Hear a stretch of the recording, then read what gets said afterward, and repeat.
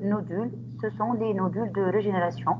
Et si on voit la correspondance donc, en l'aspect microscopique, donc par définition, c'est quoi la cirrhose? En fait, les lobules du foie d'un foie sain sont remplacés par ces nodules qu'on appelle les nodules de régénération. Et entre ces nodules, il y a de la fibrose. Donc, la définition de la cirrhose, elle associe deux éléments, les nodules de régénération et cette fibrose extensive.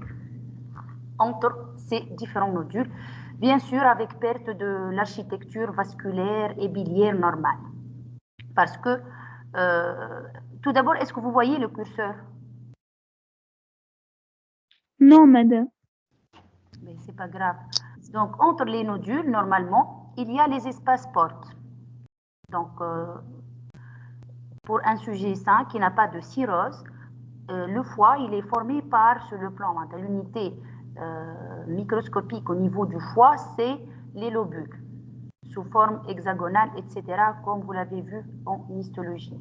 Mais sur un foie de cirrhose, on va trouver ces nodules et l'espace porte, normalement, qui existe entre les lobules, donc il va être comprimé par cette fibrose. Et on va voir bien sûr après les conséquences de cette compression de l'espace porte par cette fibrose.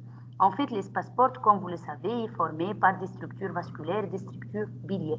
Donc, on a les branches du tronc porte, de l'artère hépatique et également les voies biliaires, les canaux biliaires. C'est clair? Donc, on passe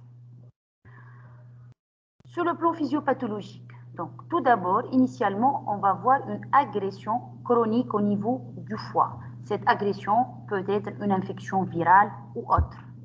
Donc, elle va provoquer une destruction des hépatocytes avec stimulation des cellules stellaires, ce sont les cellules étoilées au niveau du foie, et qui vont servir par la formation de cette fibrose. Donc, d'où la formation d'une fibrose extensive avec les nodules de régénération. Et ainsi, on va avoir deux conséquences. Première conséquence, c'est l'hypertension portale.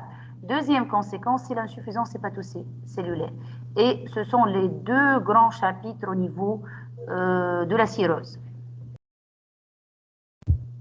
Pour l'hypertension portale, c'est quoi l'hypertension portale? C'est l'augmentation de la pression au niveau du tronc porte, puisqu'on a un obstacle en intrahépatique. D'accord? Cet obstacle va entraîner une augmentation des résistances vasculaires intrahépatiques, d'où la formation d'une splénomégalie. Donc, puisque on va avoir une dilatation du tronc porte, ainsi de la veine splénique et ainsi de la rate, et d'où la formation de la splénomégalie. Puis, aussi, on va avoir une formation de circulation veineuse collatérale, donc secondaire à cet obstacle vasculaire. D'accord? On va voir après les conséquences de cette circulation veineuse collatérale. Ensuite,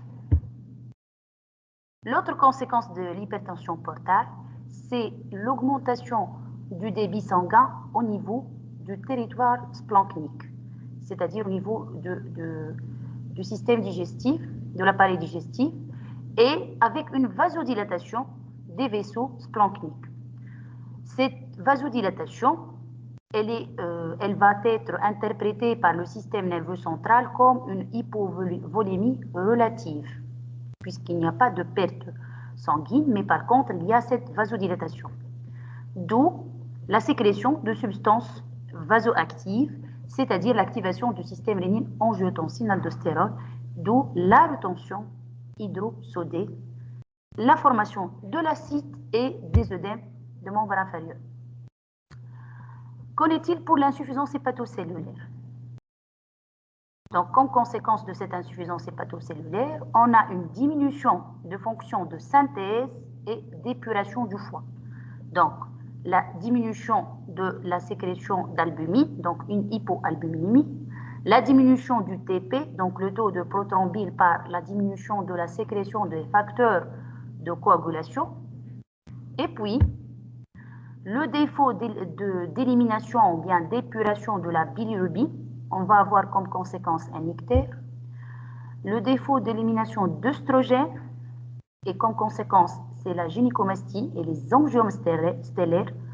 Les angiomes stellaires, en fait, ce sont des petites formations étoilées au niveau cutané et qui correspondent à des structures vasculaires dilatées, des petits vaisseaux qui sont dilatés suite à cette hyperœstrogénémie.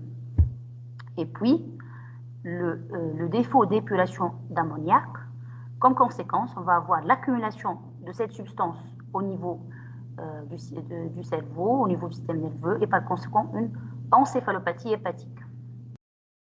Est-ce que c'est clair jusque-là?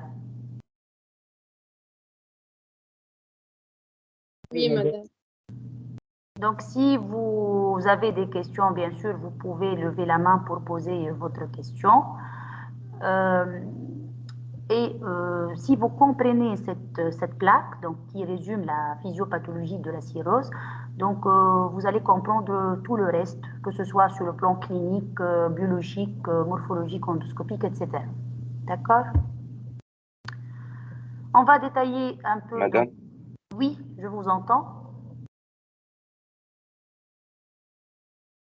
Oui.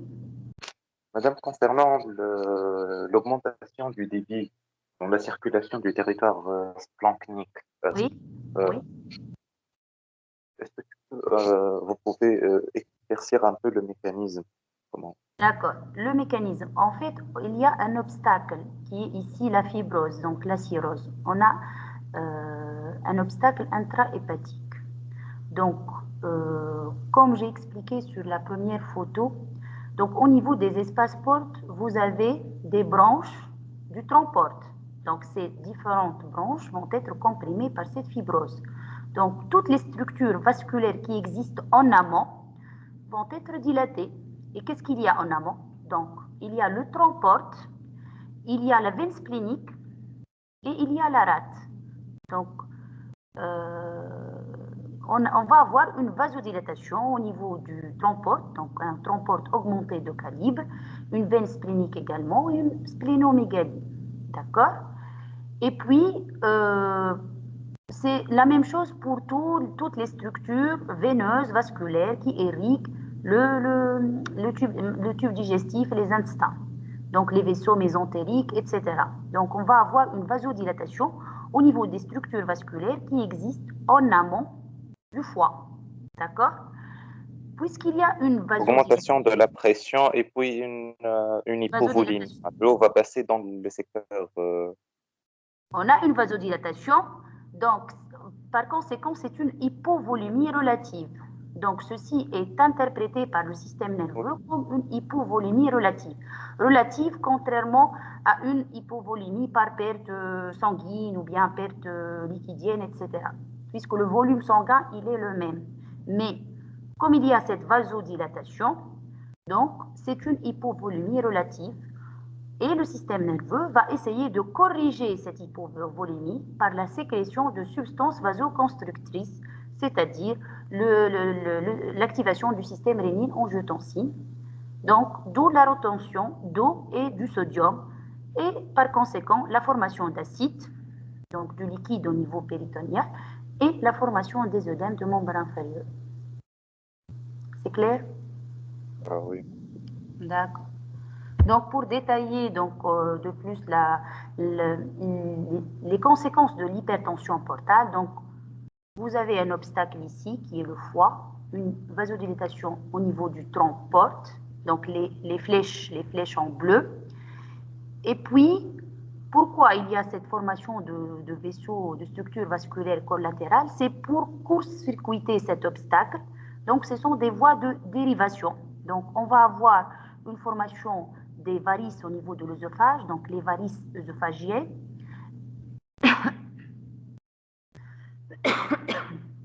En plus, la formation par le même mécanisme des varices au niveau gastrique. Aussi, on peut avoir une reperméabilisation de la veine ombilicale qui se ferme normalement à la naissance. C'est comme conséquence de cette hypertension portale. Et puis, vous avez également la formation, dans certains cas, des varices hémorroïdaires. Donc, c'est ça les conséquences. Ce sont les conséquences de cette hypertension portale. D'accord? Donc, dans tous les sens, vous avez une formation de cette circulation veineuse collatérale. Sur le plan clinique, donc ici, qu'est-ce que vous avez sur cette photo? D'après vous? Les angiomes stellaires. Très bien. Donc, ce sont les angiomes stellaires, donc ces petites formations vasculaires de forme étoilée. Et puis, vous avez l'érythème ou bien l'érythrose palmaire, comme conséquence aussi de la sécrétion de l'hyperestrogénémie. Et puis, vous avez cette circulation veineuse collatérale avec de l'acide.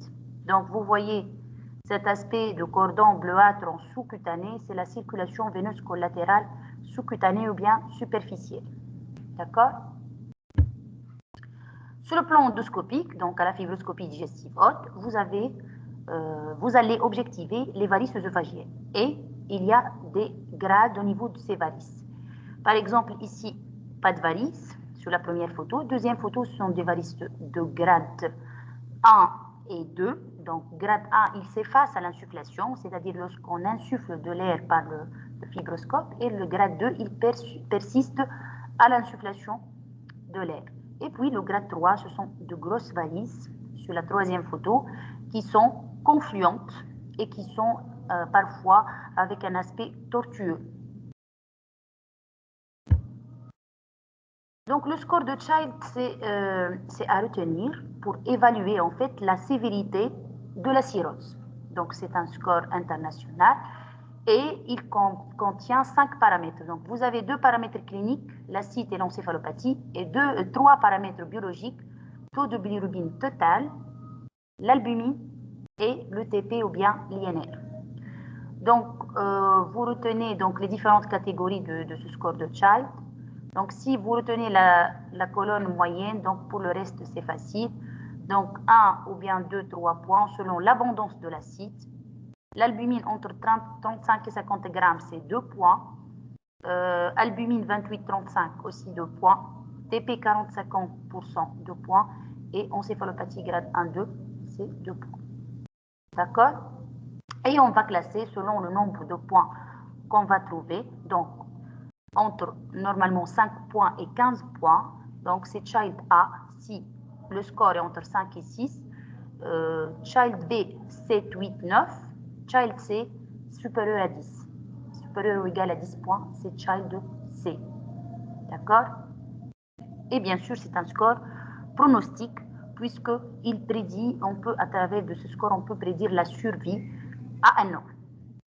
Bien sûr, le stade de mauvais pronostic, c'est le stade C, donc le child de C, avec une survie limitée de 45% à un an. Vous n'êtes pas censé de retenir les chiffres de survie, mais vous devez savoir comment calculer ce score de child chez un patient cirrhotique. Pour le diagnostic étiologique d'une cirrhose, les étiologies, comme vous le voyez sur ce tableau, sont très multiples. Donc, vous avez plusieurs étiologies qui peuvent se compliquer d'une cirrhose. Mais vous retenez que les 2 principales causes en Tunisie, c'est les hépatites virales. Donc, les hépatites virales, que ce soit B ou bien C, c'est les 2 premières causes de cirrhose en Tunisie. Il y a aussi la consommation d'alcool, donc la cirrhose éthylique ou bien alcoolique. La cirrhose sur NASH, la stéatohépatite non alcoolique, l'incidence, elle est en augmentation. Donc, ce sont des patients généralement obèses, diabétiques, hypertendus, qui ont des facteurs de risque cardiovasculaire et ils peuvent donc développer une cirrhose sur stéatohépatite non alcoolique.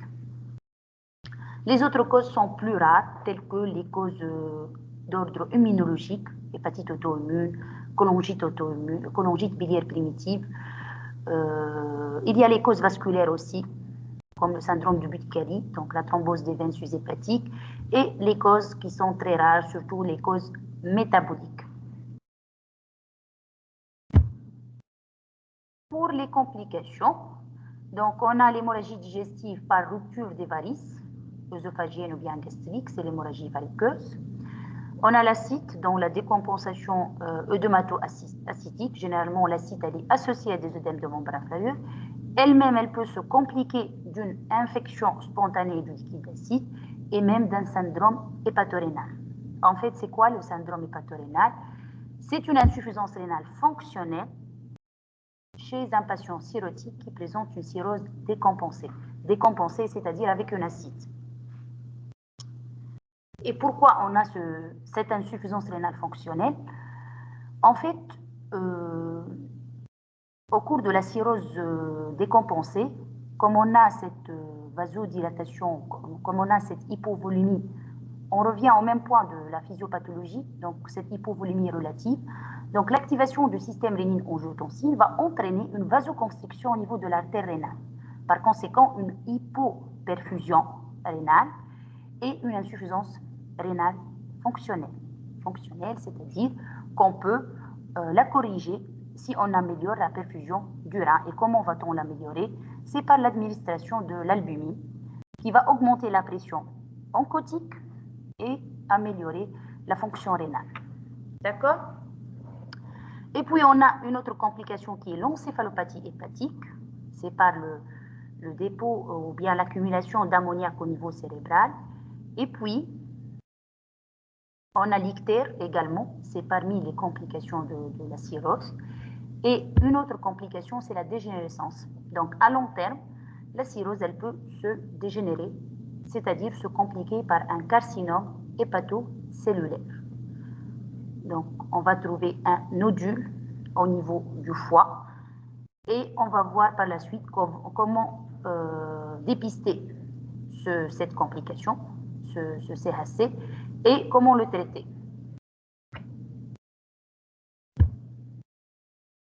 Donc, c'est un petit aperçu concernant les points essentiels à retenir concernant la cirrhose. Et on va voir tout ça par détail à travers une situation clinique. Donc, est-ce que jusque-là, vous avez des questions?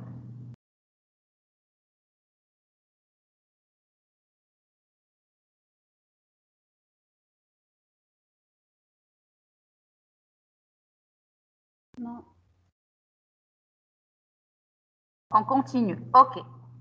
Donc, notre situation clinique, c'est à propos d'un patient âgé de 58 ans qui est hypertendu diabétique et il vous consulte pour une augmentation progressive du volume de l'abdomen qui évolue depuis 3 semaines. Donc, il est gêné par cette distension abdominale progressive.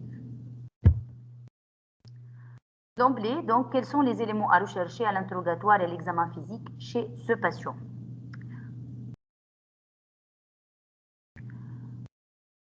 Tout en sachant que ce patient, il n'est pas connu cirrhotique, juste il est hypertendu et diabétique.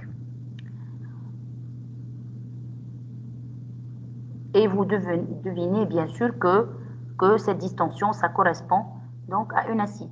D'accord? Donc vous êtes devant un patient qui présente une acide. On recherche des antécédents familiaux d'hépatopathie ou d'énéoplasie. Oui, Inès, oui. Quoi d'autre? Les facteurs de risque hépatitique. Oui. Prise médicamenteuse récente. Oui. Un tabagisme ou un alcoolisme. Donc, vous allez faire un interrogatoire minutieux, bien sûr, un examen physique complet, mais vous allez insister sur les éléments qui orientent soit vers l'origine de cet acide, ou bien les complications qui peuvent être associées à cet acide. Et puisqu'il n'est pas connu cirrhotique, donc, à part la cirrhose, on doit rechercher les autres causes de l'acide, telles qu'une insuffisance cardiaque. Est-ce qu'il y a des signes d'insuffisance cardiaque à l'examen? Par exemple, turgescence des veines jugulaires, un reflux hépatojugulaire, etc. D'accord? Donc, les éléments à rechercher, donc, à l'interrogatoire, comme vous l'avez dit, donc une hépatopathie dans la famille, des facteurs de risque hépatitique. Donc, les facteurs de risque hépatitique, c'est-à-dire les transfusions antérieures, une chirurgie antérieure, des scarifications, le tatouage, etc. Donc, la consommation d'alcool. Et puis, à l'examen physique. Donc, la mesure de la température à la recherche d'une fièvre. Est-ce qu'il y a une encéphalopathie hépatique? Donc, on fait un examen neurologique. Est-ce qu'il y a un ictère? L'indice de masse corporelle, le tour de taille, pour voir est-ce qu'on est dans le cadre d'un syndrome métabolique qui peut se compliquer d'une cirrhose. Des signes d'insuffisance cardiaque. Un foie à bord tranchant, donc ça oriente vers la cirrhose. Une splénomégalie, donc les signes d'hypertension portale clinique. Splénomégalie, acide et circulation veineuse collatérale. D'accord? Même si le patient ne rapporte pas la notion d'hémorragie digestive, il faut vérifier ça par le toucher rectal. Est-ce qu'il y a un méléna? Parce que la rupture des varices œsophagiennes peut se compliquer par une hémorragie digestive extériorisée sous forme de méléna. On va rechercher des signes qui orientent vers une insuffisance hépatocellulaire tels que les angiomes stellaires et l'érythrospalmaire. Et puis, est-ce qu'il y a des œdèmes de membre inférieur associés à cet acide? Donc, quels sont les éléments positifs chez notre patient? Donc, on a trouvé une tension à 16,9, donc un peu élevée. Un indice de masse corporelle à 30, pour une taille, avec une tour de taille de 100 cm, donc 1 mètre. Un foie à bord tranchant, splénomégalie, acide grade 2, donc c'est un acide de moyenne abondance, donc c'est une matité au niveau des zones déclives, circulation veineuse collatérale, pas de méléna au toucher rectal et il y a des angiomes stellaires avec une érythrospalmaire. D'accord? Quel est le diagnostic le plus probable et quel examen demandez-vous alors et dans quel but? Tout d'abord, pour vous, c'est quoi le diagnostic chez ce patient? Oui, Inès? Une décompensation de sa cirrhose. Et lorsque vous dites décompensation, donc il faut vérifier, il faut préciser, pardon, c'est quoi comme décompensation? C'est une décompensation ictérique, acétique, œdémato-acétique, donc c'est important. Dans ce cas, Acidique. est-ce qu'il a des œdèmes? Odémato-acide. Je n'ai pas précisé les œdèmes, mais normalement c'est une décompensation œdémato-acétique. Je n'ai pas précisé, mais il a des œdèmes de membre inférieur. Donc, c'est une décompensation œdémato-acétique d'une cirrhose. Et on a dit une cirrhose puisqu'on a assez d'arguments cliniques en faveur. Donc, le foie, il est à bord tranchant. Les signes d'hypertension portale clinique, donc splénomégalie, acide et circulation veineuse collatérale, et des signes également d'insuffisance hépatocellulaire qui sont l'angiome stellaire et les angiomes stellaires et l'érythrospalmaire.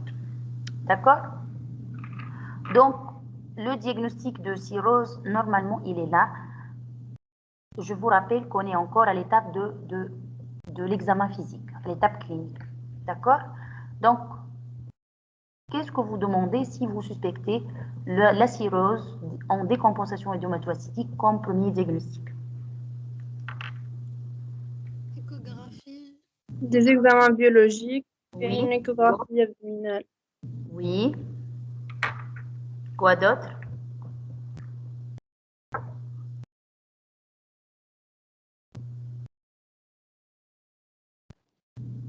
Microscopie digestive haute. Oui.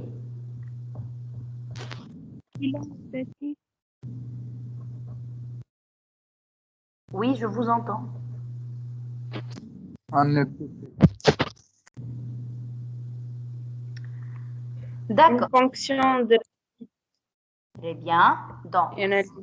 si vous êtes devant un patient qui présente une acide pour la première fois, il faut la ponctionner. D'accord? C'est l'examen clé. Car la ponction, elle vous permet de s'orienter sur l'origine de cet acide, est-ce qu'elle est infectée ou non, etc. D'accord? Donc, vous n'oubliez pas la ponction du liquide acide. D'accord.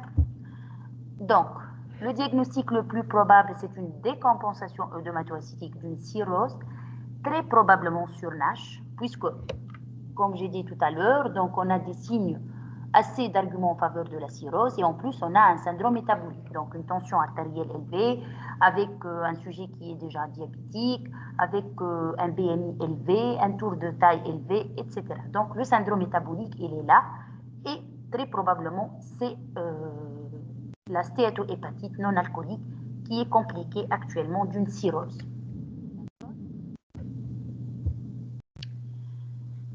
Donc, pour le diagnostic positif de cirrhose, on a dit au début que la définition, elle est histologique. Mais pour retenir le diagnostic de cirrhose, on ne fait pas de biopsie de foie, on ne fait pas de ponction biopsie de foie ou bien PBF. Le diagnostic de cirrhose actuellement, il est retenu sur les signes indirects de cirrhose, c'est-à-dire des signes cliniques, biologiques, endoscopiques et morphologiques. Donc, on a vu déjà les signes cliniques et on va compléter le reste du bilan pour rechercher d'autres arguments en faveur d'une cirrhose. Donc, on va demander une numération formule sanguine, un bilan hépatique, le taux de prothrombine, un ionogramme sanguin, la créatinine, l'électrophorèse des protides, l'échographie abdominale et la fibroscopie œsogastro-duodénale. Donc, qu'est-ce qu'on peut trouver comme argument en faveur d'une cirrhose sur la numération formule sanguine?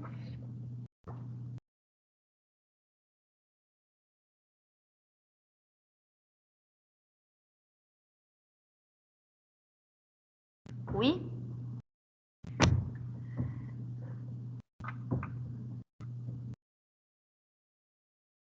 Est-ce que vous entendez?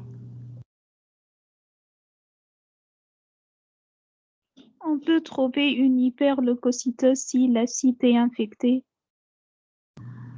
Oui, et si l'acide n'est pas infecté, qu'est-ce que vous allez trouver? Une anémie. Oui, Une diminution du taux de plaquettes. oui, c'est-à-dire une thrombopénie, oui, Une leuconeutropénie. oui. En fait, sur la numération formule sanguine, on va trouver des signes d'hypersplénisme. C'est quoi l'hypersplénisme? Donc, l'hypersplénisme, c'est l'augmentation donc, de la fonction de la rate. Normalement, donc, la fonction principale de la rate, c'est la destruction des cellules sanguines ou bien des éléments figurés du sang. Et puisqu'ici, on a une splénomégalie comme conséquence de cette cirrhose, donc on va avoir une destruction excessive des éléments figurés du sang, c'est-à-dire du globule blanc, plaquettes et du globule rouge. Par conséquent, bien sûr, on va avoir une leucopénie, une anémie, une thrombopénie. Mais d'après vous, quelle est la première perturbation au niveau de l'NFS qui va s'installer? Et pourquoi? Est-ce que c'est l'anémie, la leucopénie ou bien la thrombopénie comme premier signe de cette cirrhose? L'anémie. Non, ce n'est pas l'anémie. La thrombopénie. C'est bien. Et pourquoi? C'est la thrombopénie. On peut avoir des années avec une cirrhose, avec un taux d'hémoglobine correct, un taux de globules blancs correct, mais avec une thrombopénie qui s'aggrave. Et pourquoi, d'après vous?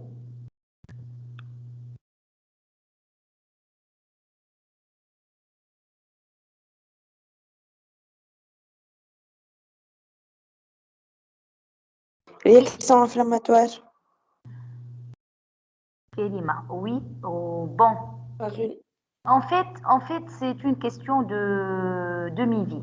Donc, on sait que la demi-vie de plaquettes, elle est très courte. Elle est entre 5 et 7 jours. C'est pour ça que la destruction excessive des plaquettes, elle va entraîner une thrombopénie. D'accord? Contrairement aux autres lignées où la demi-vie, elle est plus longue. Par exemple, pour les globules rouges, c'est 120 jours, 3 mois. D'accord? Donc, c'est pour ça qu'on a la thrombopénie comme premier signe qui s'installe au cours de la cirrhose. C'est clair? D'accord. Et puis, pour le bilan hépatique, on peut avoir un bilan... pardon, je vais revenir sur un point. Donc, parmi vous, vous avez dit l'hyperleucocytose. En fait, même si on a un processus infectieux, par exemple une infection du liquide acide chez un patient cirrhotique, l'hyperleucocytose n'est pas toujours présente, n'est pas un élément obligatoire pour retenir le diagnostic d'infection. D'accord? Car ce sont des patients qui présentent une leucopénie et très rarement qu'ils développent une hyperleucocytose, même s'il y a une infection évolutive. D'accord? Pour le bilan hépatique, en fait, le bilan hépatique peut être strictement normal, mais on peut avoir, par exemple, une légère cytolyse, généralement qui prédomine sur les azates en cas de cirrhose. On peut avoir également une élévation de la bilirubine si on a une cirrhose avancée avec un ictère, etc. Le TP, il y a des cirrhoses avec un TP qui est correct, mais on peut avoir bien sûr un TP qui est bas et c'est un signe biologique d'insuffisance hépatocellulaire. L'ionogramme sanguin. L'ionogramme sanguin, donc la principale anomalie, c'est l'hyponatrémie. D'accord? Et pourquoi vous avez une hyponatrémie? Hypovolémie relative. Très bien. Donc, c'est l'activation du système rénine-angiotensine, c'est l'aldostérone. Et c'est une hyponatrémie de dilution. D'accord? Et puis, la créatinine, bien sûr, la fonction rénale, à la recherche, comme on a dit, d'une insuffisance rénale, donc un syndrome hépatorénal. L'électrophorèse des protides, qu'est-ce qu'elle peut montrer au cours de la cirrhose? Hypoprotidémie. Très bien, donc deux éléments essentiellement, une hypoalbuminémie, parce que le PP, elle va vous donner les différentes parties de la différente répartition des protides. Donc, vous avez le premier pic qui est l'albumine, on va avoir une hypoalbuminémie. Et puis, les deux derniers pics, bêta et gamma, on va avoir un bloc bêta-gamma. Donc, ce bloc bêta-gamma, il est presque pathognomonique, ça évoque très fortement une cirrhose. Donc, ce sont les deux éléments de l'EPP. Et puis, l'échographie abdominale. Donc, c'est le foie dysmorphique. Pourquoi on dit un foie dysmorphique? En fait, parce qu'il y a des segments qui sont atrophiques et des segments qui sont hypertrophiques. Donc, c'est la dysmorphie hépatique. Et généralement, au cours de la cirrhose, c'est l'atrophie du segment 4 au milieu du foie.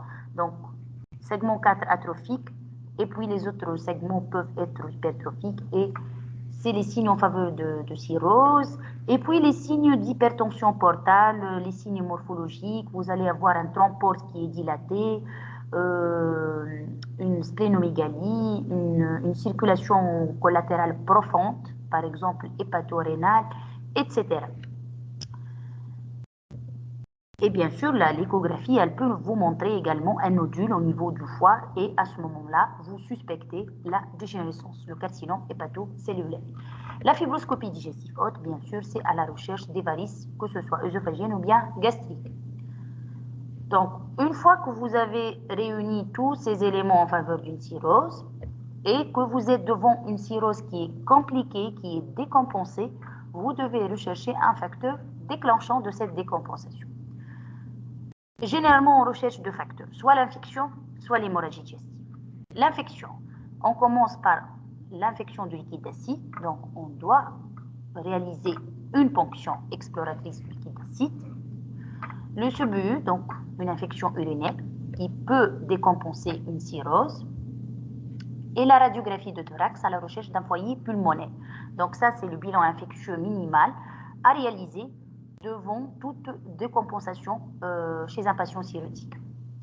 Et bien sûr, l'échographie abdominale, parce que également un CHC peut entraîner une décompensation d'une cirrhose. Et puis, le bilan étiologique. Ce patient n'est pas connu cirrhotique, donc une fois qu'on a retenu le diagnostic de cirrhose, il faut trouver une étiologie de cette cirrhose. Et ici, on a suspecté la NASH, mais avant de retenir ce diagnostic, il faut éliminer les autres étiologies et surtout l'origine virale. Donc, on demande systématiquement les sérologies virales B et C, puisque ce sont les deux virus qui peuvent donner une hépatite virale chronique. Et puis, le bilan lipidique et la glycémie H1 pour rechercher les autres éléments du syndrome métabolique. Également, on doit évaluer la sévérité de la cirrhose par le score de Child. Pour le résultat du bilan biologique chez notre patient, donc, il a déjà une anémie, une thrombopénie, un TP qui est limite à 60%, une légère cytolyse avec un taux d'azote à 60 pour une limite supérieure à 40, une hypoalbuminémie à 30 grammes, un bloc bêta-gamma, natrémie, bon, limite inférieure, fonction rénale correcte, glycémie à jeun, bilan lipidique correct, les sérologies virales B et C sont négatives et la ponction du liquide acide, ça ramène un liquide jaune citrat, pardon, avec un taux de protéines à 12 grammes. Donc, lorsqu'on fait une ponction d'acide, on réalise systématiquement deux examens. Le taux de protéines dans le liquide d'acide pour savoir est-ce que c'est un transsudat ou bien c'est un exsudat. Exsudat supérieur à 25 grammes, transsudat inférieur à 25 grammes par litre. Et généralement, au cours de la cirrhose, même si elle est infectée, si l'acide est infecté, c'est un liquide transsudatif. D'accord? Et c'est le cas ici. Donc, on a 12 grammes de protéines. Et puis, le taux de leucocytes, il est à 50. D'accord? Donc, c'est le deuxième examen. C'est l'examen cytobactériologique du liquide acide. Le SEBU, donc, il est négatif.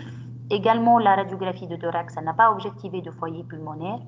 Et l'échographie et la fibroscopie, on va voir les résultats tout de suite. Pour l'échographie stymphoidysmorphique sans lésion focale, il y a les signes d'hypertension portale, donc trompeur dilaté, splénomégalie, circulation collatérale, avec cet épanchement donc qu'on a confirmé par cette échographie. Et même avant de faire la ponction, vous devez faire cette échographie. C'est-à-dire, on ne va pas ponctionner une acide juste sur le diagnostic clinique. On doit réaliser une échographie abdominale avant la ponction d'acide pour s'assurer qu'il s'agit d'une acide, puisqu'il y a plusieurs diagnostics différenciés. Et la fibroscopie digestive haute, donc qu'est-ce que vous voyez ici? Des varices œsophagiennes. De quel grade selon vous? 3. Oui, vous voyez ici la confluence, ici deux cordons, et il y a une confluence donc entre les cordons, donc ce sont des varices grade 3. D'accord? Donc DVO, varices œsophagiennes grade 3. Le score de Child, donc chez notre patient, c'est une acide grade 2, donc modérée, moyenne abondance, donc 2 points. Bilirubine inférieure à 35, albumine à 30, donc 2 points. TP à 60%, donc 1 point. Et il n'y a pas d'encéphalopathie hépatique. Et on a ainsi un score de Child évalué à B7. Donc, vous avez en tout 7 points et c'est le Child B, donc B7. C'est clair pour le Child? Oui, madame. D'accord.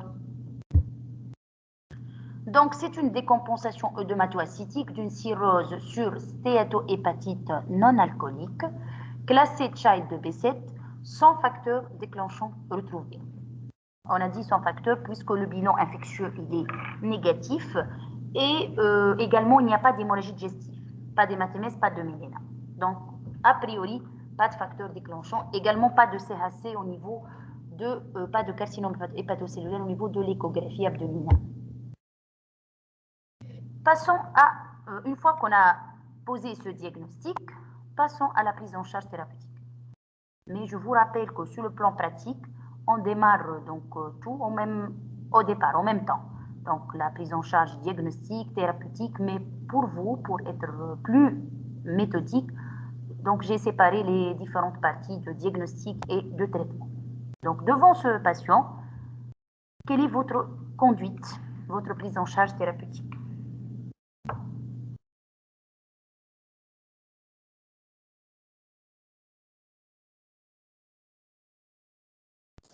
Madame, نبدأ بالprise en charge de l'acide. Oui, très bien. Donc, on est devant une décompensation. Donc, premièrement, c'est le régime hyposodé. Également, c'est le traitement diurétique, il est indiqué puisqu'on est devant une acide grade de 2. On commence par l'aldactone, l'aspironolactone, et on va surveiller l'efficacité et la tolérance. Est-ce qu'on est efficace? Donc, est-ce que l'acide, son abondance, elle diminue? Est-ce que la diurèse est bonne? Est-ce que la natriurèse est bonne? Et la tolérance, est-ce qu'il y a des effets secondaires suite à ce traitement diurétique? Par exemple, une hypotension, des troubles ioniques, une insuffisance rénale.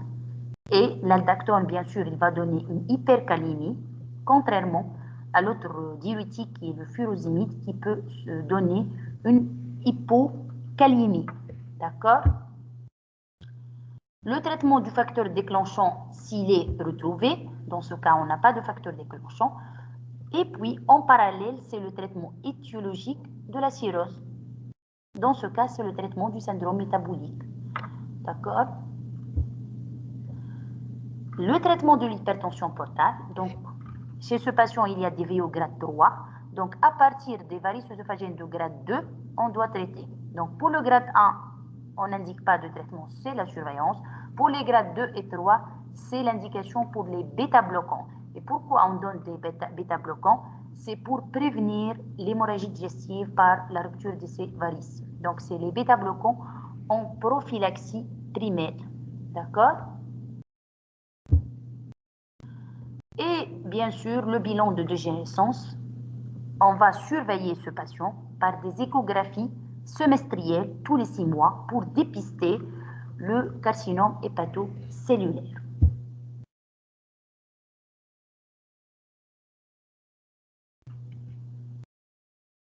Donc, vous avez traité cet épisode de décompensation. Le patient a été mis sortant après 7 jours d'hospitalisation avec une évolution favorable. Un mois après, il reconsulte pour des douleurs abdominales à type de crampe, non rythmées par le repas, associé à une fièvre chiffrée à 39, qui évolue depuis 24 heures. Donc, douleur abdominale avec fièvre. Premier diagnostic. Oui. Douleur abdominale, fièvre chez un patient cirrhotique.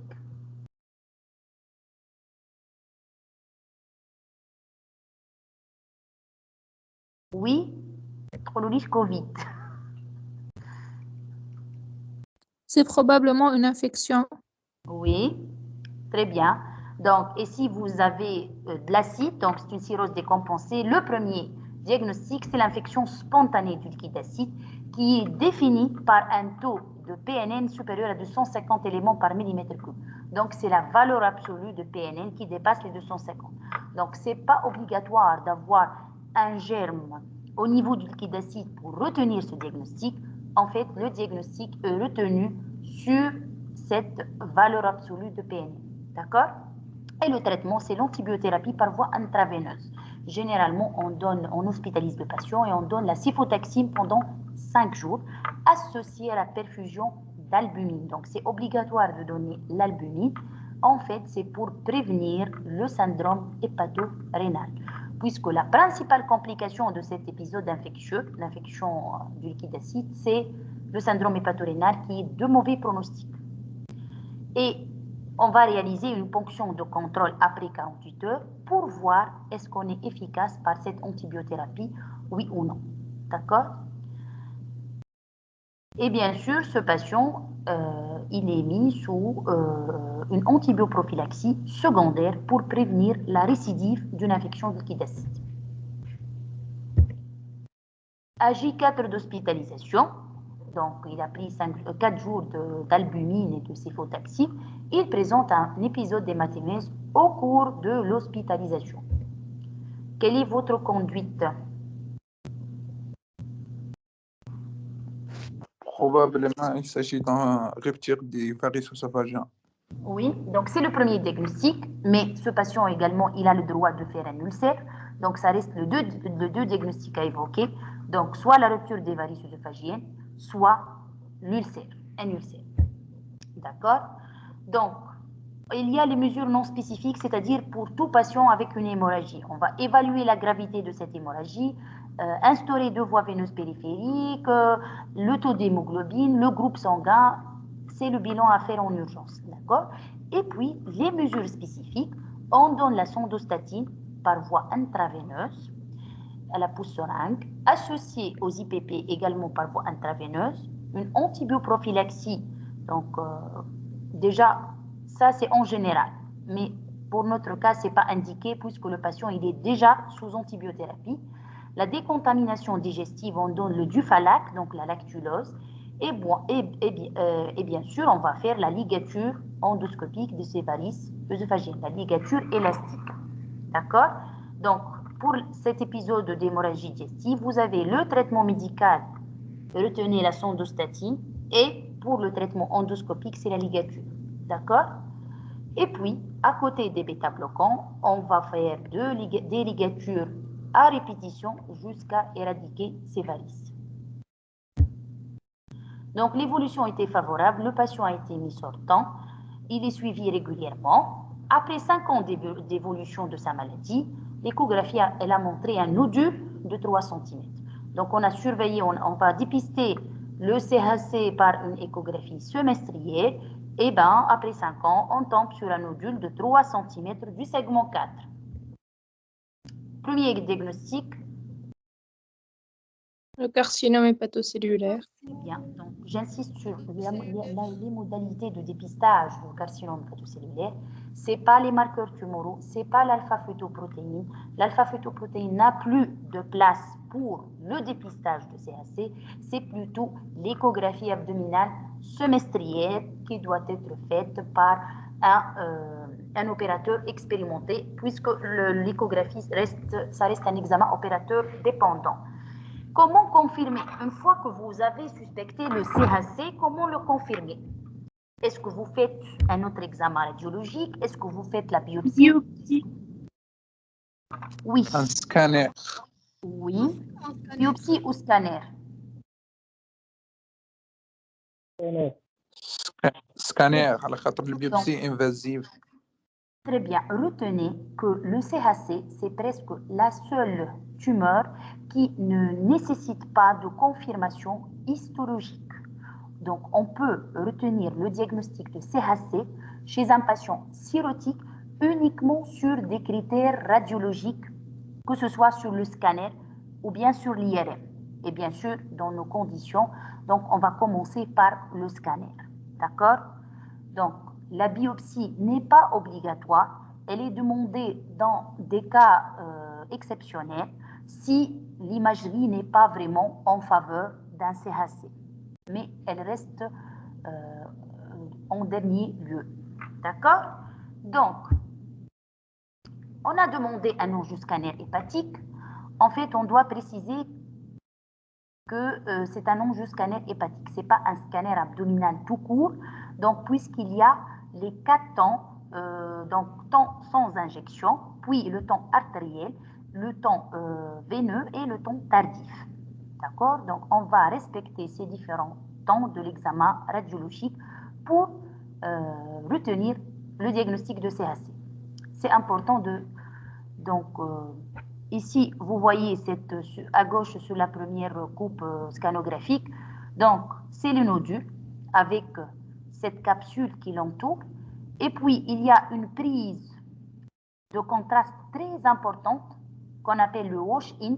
Donc, le CAC, c'est une tumeur très vascularisée. Donc, elle va rapidement prendre le produit de contraste. Et puis, vous avez un lavage qui est très rapide. C'est le wash-out. Et juste la capsule périphérique qui reste injectée avec le produit de contraste. D'accord? Donc, si vous avez, première condition, un foie de cirrhose. Deuxième condition, le wash-in et le wash-out. Donc, un comportement vasculaire typique d'un CHC, on retient le diagnostic d'un carcinome hépatocellulaire. C'est clair? Oui, madame. D'accord.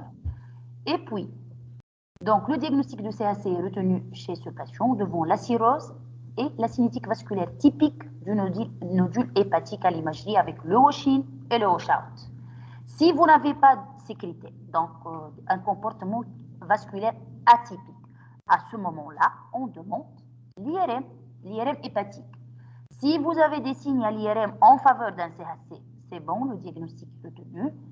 Sinon, c'est la biopsie de ce nodule, comme j'ai dit tout à l'heure, en dernier lieu. D'accord? Qu'en est-il pour le traitement? Donc, qu'est-ce que vous faites pour votre patient une fois que vous avez retenu le diagnostic d'un CHC?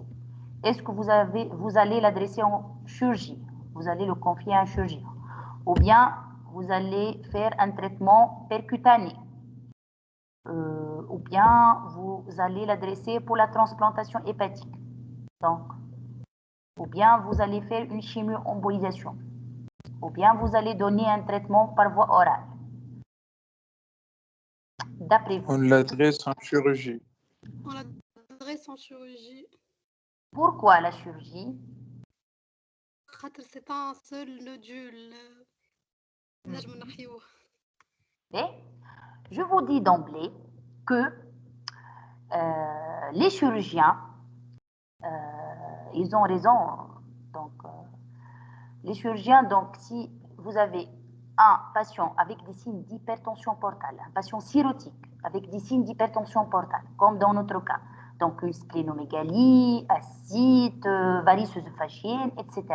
Donc, les chirurgiens sont très réticents avec ces patients.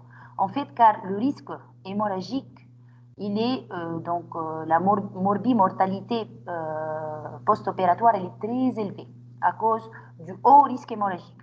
D'accord? Donc, oubliez la chirurgie pour ces patients, même si vous avez un seul nodule. D'accord?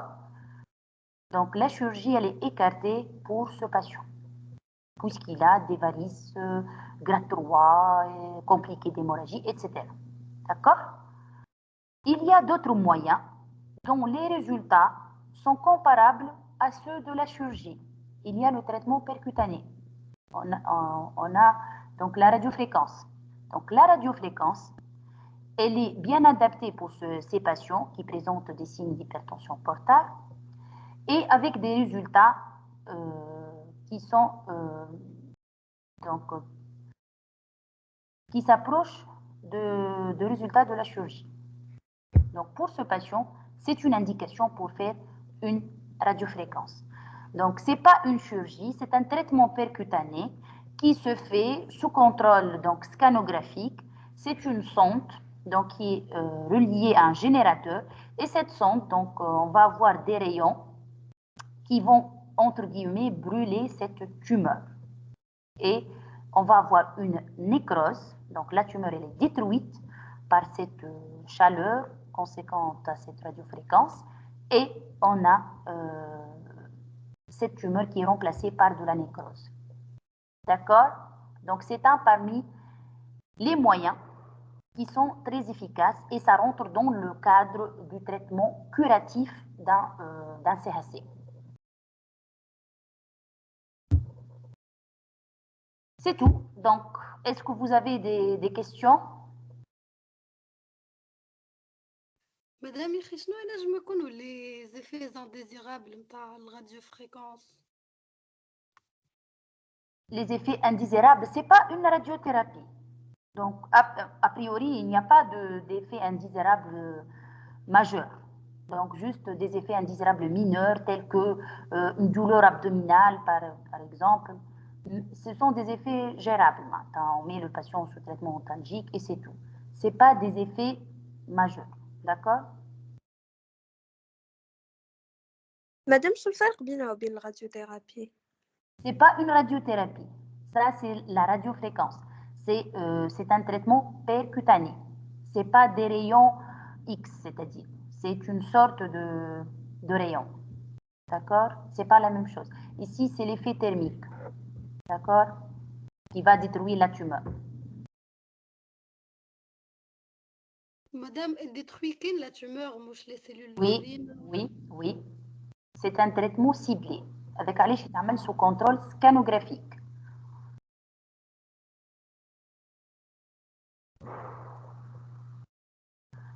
les modalités thérapeutiques de CAC sont très variables, mais juste vous retenez l'essentiel. Vous n'êtes pas censé de retenir toutes les modalités thérapeutiques et tous les détails, mais au moins l'essentiel.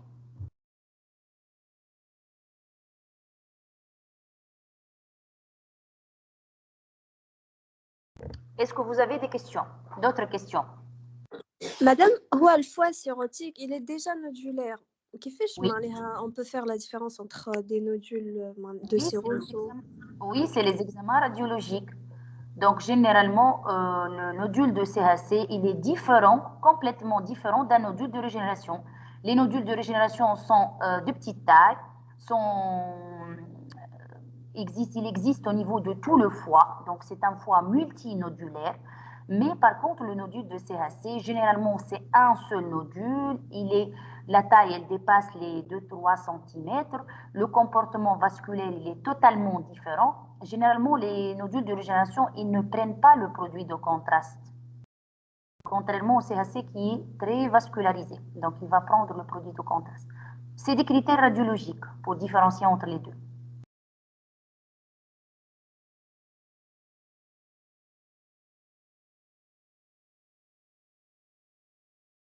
D'autres questions?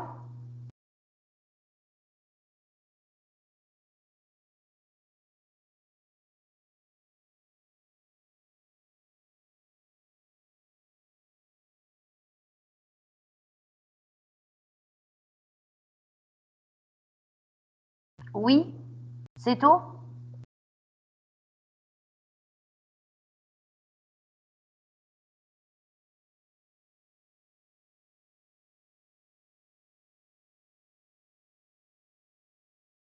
Si vous n'avez plus de questions, donc je vous remercie de votre attention et bon travail.